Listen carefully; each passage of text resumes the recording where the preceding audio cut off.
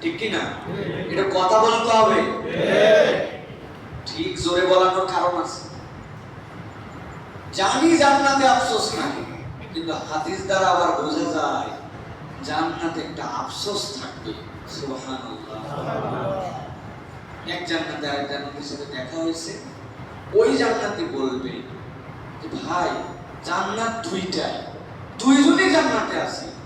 Wow, তোমার অ্যাপার্টমেন্টটাই এত সুন্দর, ফ্ল্যাট দুটা একই অ্যাপার্টমেন্টে, কিন্তু তোমার অ্যাপার্টমেন্টের টাইলসটা 200 টাকা স্কয়ার ফিট, আমারটা নরমাল বেঙ্গল কোম্পানি।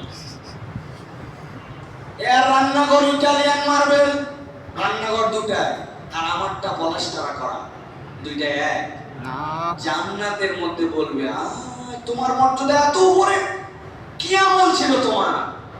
নবীজি সাল্লাল্লাহু আলাইহি ওয়াসাল্লাম বলছেন, ওই সময় জান্নাতীরা উত্তর দিবে, এক জান্নাতি আরেক জান্নাতিকে, ভাই তেমন কিছু না, কোরআনের হালাকায় অনেক ব্যস্ততা ছিল, বন্ধু বাইরে ছিল, মন চাচ্ছিল না, মোবাইল একটু চাপলে হতো, ফেসবুক একটু ঠেললে, ইউটিউব একটু ডানে বামে একটু নড়াচড়া করলে, ফাঁকিবাজি করে রাস্তায় আড্ডা মারলে, there is so many opportunities, কিন্তু আমি এগুলো অ্যাভয়েড করছিলাম, চিন্তা করছিলাম যাই, শোনা কথাই হয়তো বলবে, তাও একটু যাই। ওই যে কোরআনের হালাকায় বসেছিলাম, ওই বসে থাকার আমলের দাম এমন, আল্লাহ ওইটার কারণে জান্নাতে আমার এরকম রয়্যাল মর্যাদা দিয়েছে।